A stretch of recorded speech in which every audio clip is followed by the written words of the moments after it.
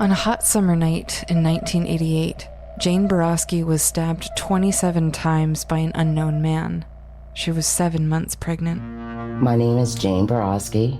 I survived, and I remember everything. Jane is the lone survivor of the Valley Killer, who prowled the borderland of Vermont and New Hampshire and murdered at least 8 other women. I'm your host, Jennifer Amell, and this is Dark Valley. Jane and I didn't set out to solve this, but in the course of a 2-year investigation, this happened. The police aren't going to be happy with me sharing this, but it's not about secrets anymore. It's not about hiding and connecting this person not only to my sister's murder, but to the other murders as well.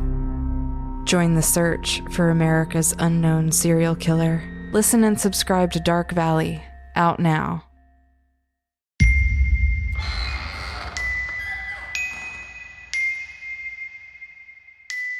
In the previous episode, we heard Anna's terrifying experiences at the place where she used to live, in Chino Hills, California. But the experiences didn't stop there. An important detail to note is the shadow figures, although whatever was bothering the family seems to make a hard effort to make itself known. My name is Edwin. Today we continue with Anna's true, scary story.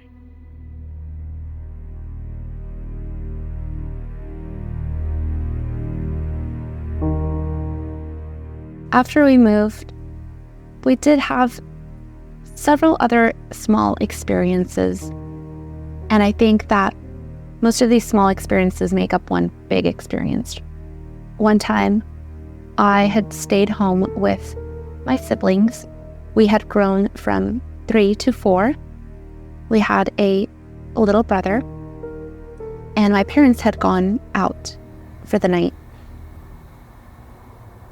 My oldest sister, my younger sister, and my little brother were upstairs putting their pajamas on. I already had my pajamas on, and I was downstairs waiting for them. We were going to watch a movie together. I had the popcorn ready, I had the TV ready, just waiting for them to come down so I could press play. The living room was dark.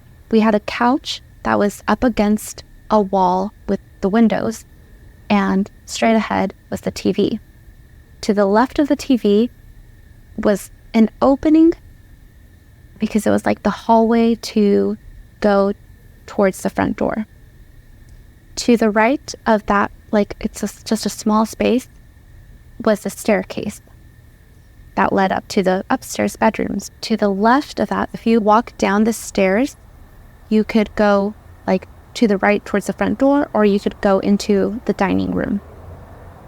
In between the kitchen and the dining room, there's another opening. If someone were to go into the kitchen, they can go through that opening and be in the dining room, and they can make their way around and go through that little hallway, and they're in the living room. There's no space, there's nothing separating the kitchen and the living room. I'm sitting on the couch, and I'm waiting for my siblings. It's dark. I see what I think is my little brother running from the stairs to the dining room. So I just saw a small dark shadow go by from the stairs to the living room. But it wasn't even a shadow. It had more form to it. It was the shape of a body, and more specifically, the shape of a small child. I thought, oh, he's trying to scare me. He's going to go around the dining room through that little entrance and come in through the kitchen to try to scare me, right? I got up, laughing to myself a bit, because I thought, I saw him, and I'm going to go around and try to scare him. I quietly get up, and I'm going through the kitchen, going through that little entrance, and I turned the corner to face the dining room. There's nothing. And I'm like, what the heck is going on? At that very moment, my older sister turns the stairs light on. I see her, my little sister, and my little brother starting to walk downstairs. Again, I just get so scared, and I run through the kitchen, back onto the couch, and I just threw myself on the couch. I must have done it in such a way that my older sister knew that there was something wrong or thought that I was doing something I wasn't supposed to, because she said, what are you doing? She probably thought that I was doing something. I just shook my head and said, nothing. She asked again, what are you doing? Like, why were you running? I told her, I saw our little brother run down the stairs into the dining room. And she looked at me with a puzzled look on her face, and she said, no, he's been upstairs. I was putting his pajamas on. We just left it at that, but I saw someone running from the stairs. Throughout all these experiences that I've had, I try to talk myself out of it. I keep thinking to myself, okay, maybe, some lights were playing some tricks. It was like a trick of lights or something. Like, I don't know. I just keep trying to make sense of it. But I always go back to, no, I know what I saw. I know what I saw. There's no changing that. Around this time, there were multiple things happening. We were all going through a rough time as a family, and I think that this kind of made my parents try to find their way back to their religion. One night, my dad had the Bible out on his nightstand, and Bibles are really big, really thick. He had it out on his nightstand, and all of a sudden, he was awoken by a loud boom.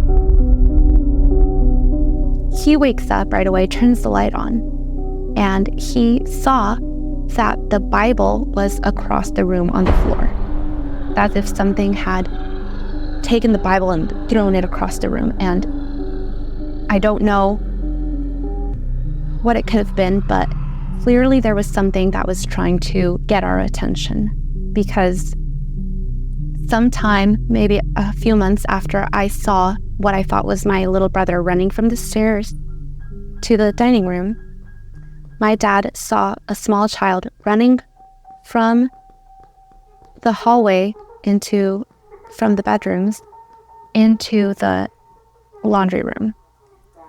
It's not like it was like a small space that he saw this and that he could have mistaken someone else for, or just, again, like seen something that wasn't really there.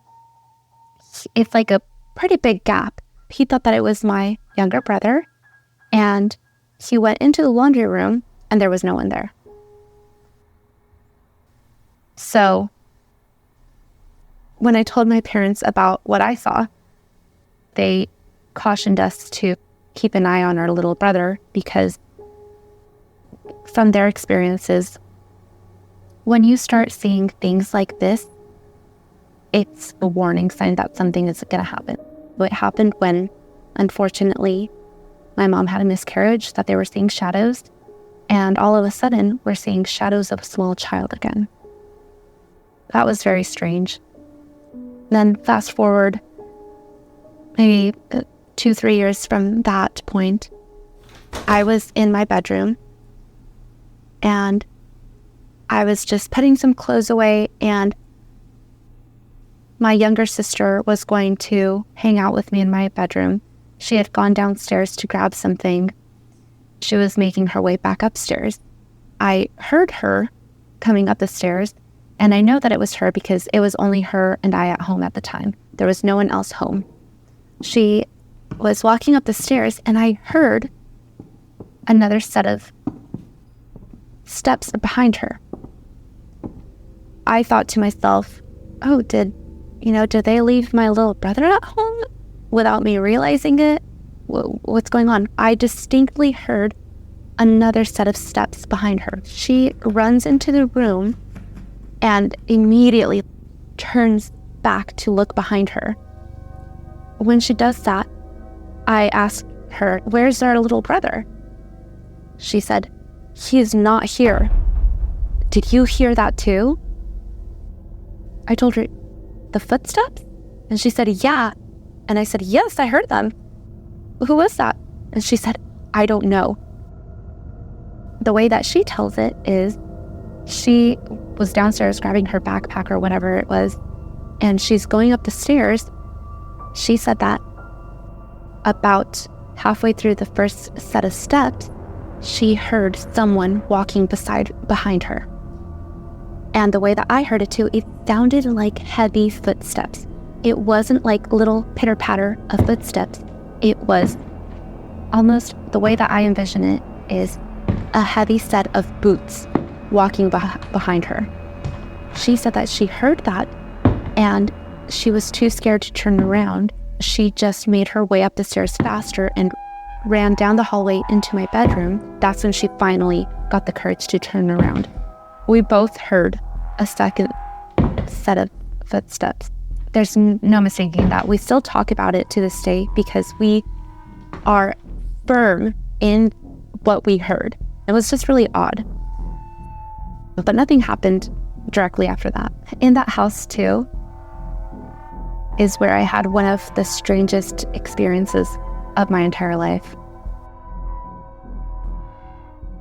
Anna's terrifying experiences continue right after this. Stay with us.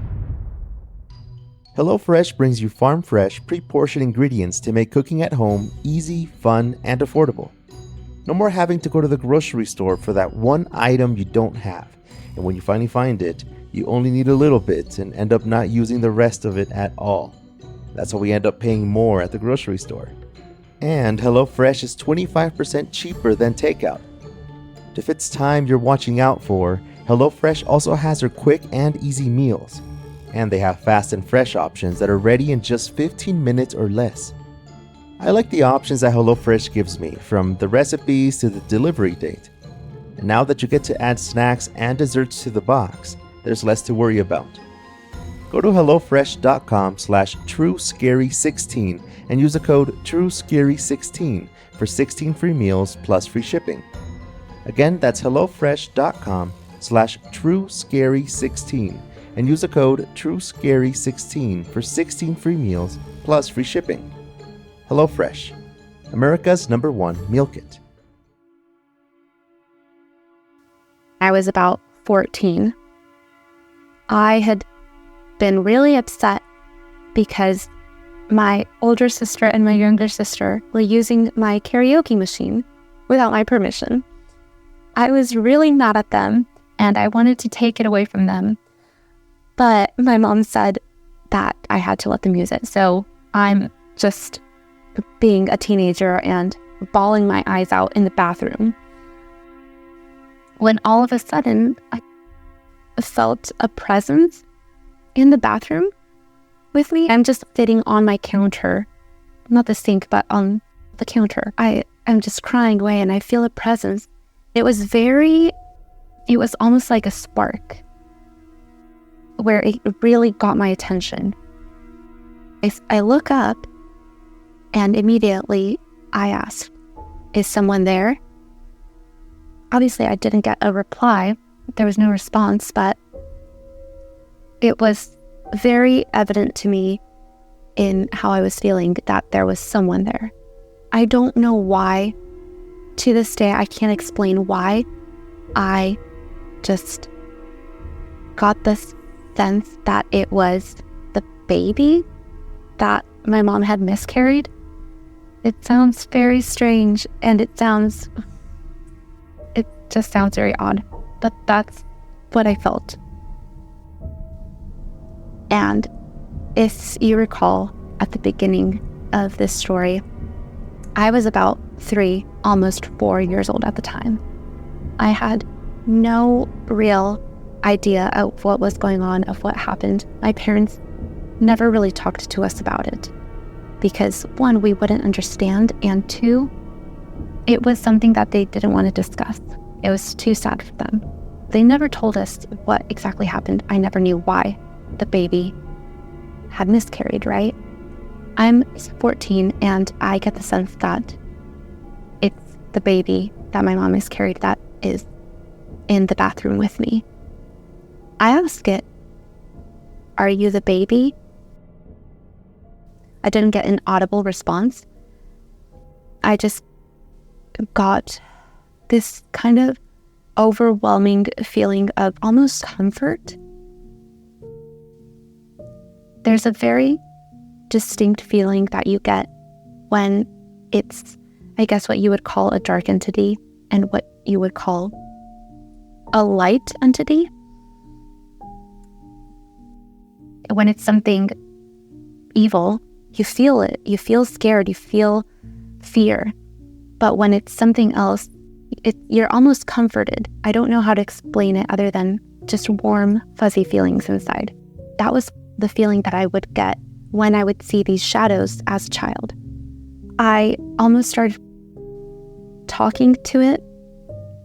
And the weirdest part of all of it was not that I was talking to a dead baby, but that the answers that I was getting were not audible, but it was almost as if someone were putting a thought in my head.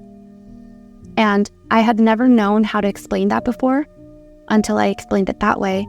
You don't hear anything. It's almost as if you have a thought that's not your own. I asked it, "Why did you die?" The response that I was getting was an image in my head. It was almost like a face. It wasn't very distinct though, but it was like a face, and the top of the head was like jagged, or it was like there was a chunk missing. The response that I took from that was there was something wrong with your head. Like there was part of your head was missing. And I thought that was very strange, because why, as a 14-year-old, would I have a thought like that? I also got this thought put in my head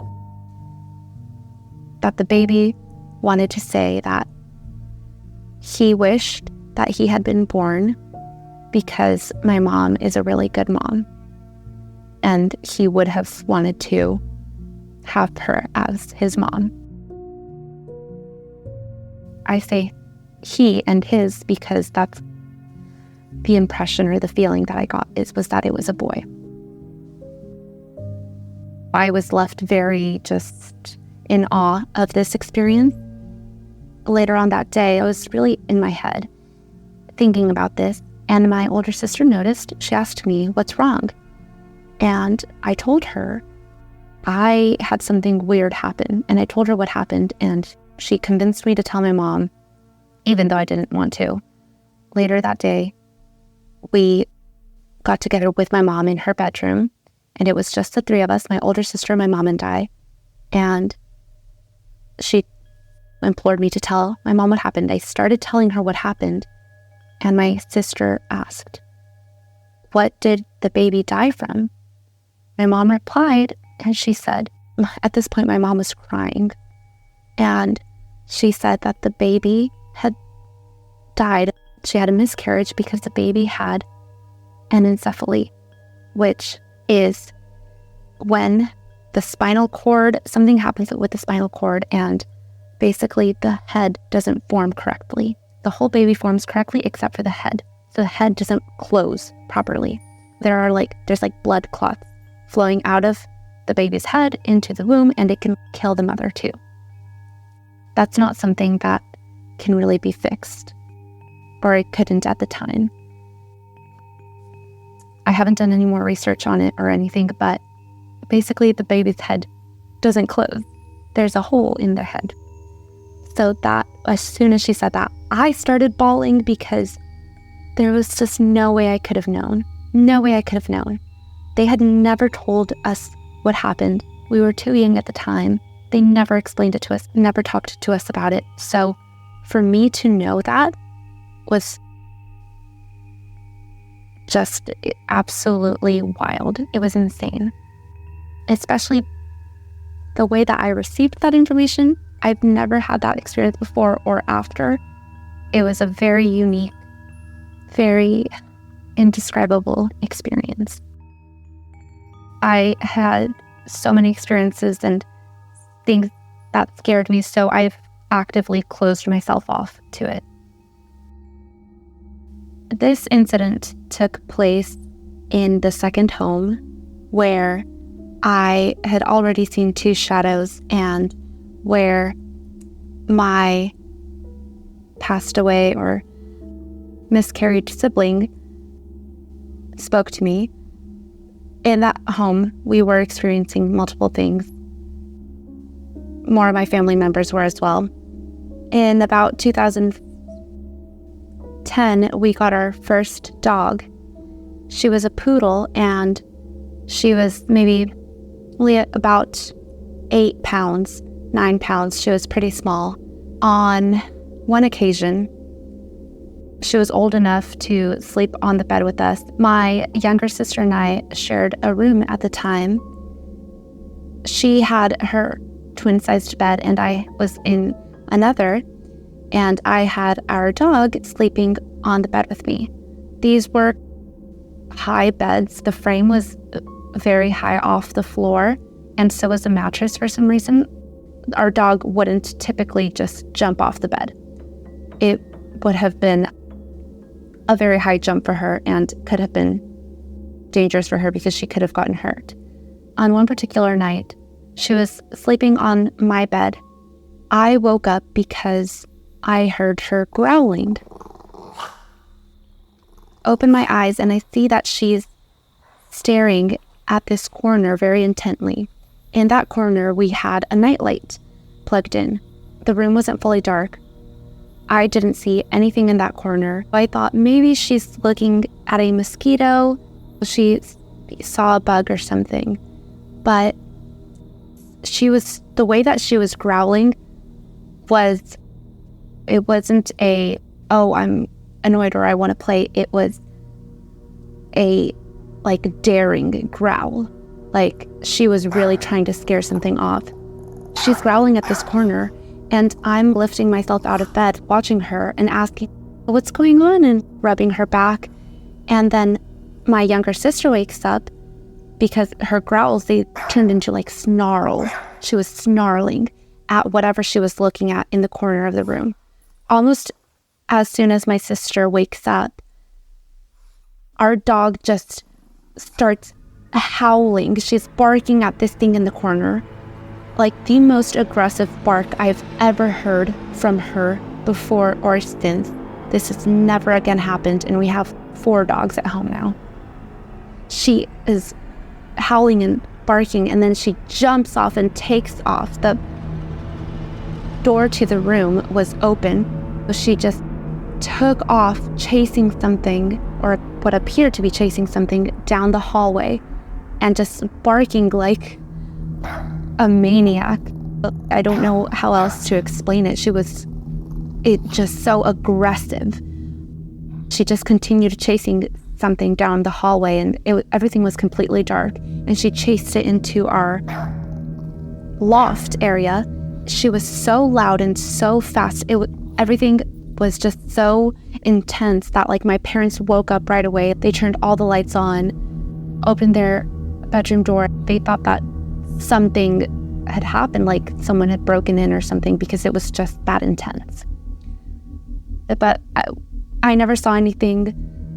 It didn't happen again. It was just very eerie because she was looking at something and then jumped off the bed and took off chasing something. I think as we started getting more dogs, that just things in the home definitely were minimized. Incidents didn't take place as much. I think that perhaps it was something maybe malicious. I think she sensed something that was definitely there to do some sort of harm, because they do say that dogs are more sensitive to those types of things, but also they know when someone carries good energy or bad energy, and that includes humans. They sometimes don't like certain people and really gravitate towards others. I think they just feel when someone has all this negative energy, and they will not like them or growl at them, bark at them. Whatever she saw was something malicious. And it makes it especially eerie that it was in the corner of our bedroom, almost as if there was something or someone standing there watching us.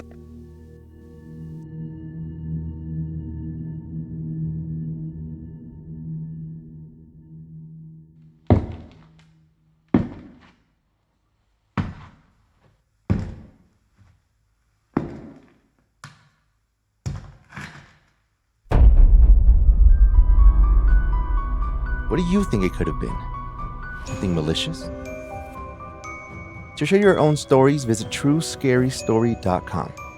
First, you send a short summary, and if the story fits the format of the podcast, we'll ask for more information, and then we set up a time to share it. Ad-free and additional stuff is over at scaryplus.com, which is the optional premium version of all the shows that I work on over at Scary FM. These are available over on Apple Podcasts and Spotify, or wherever you're listening now. Thank you very much for listening. See you soon.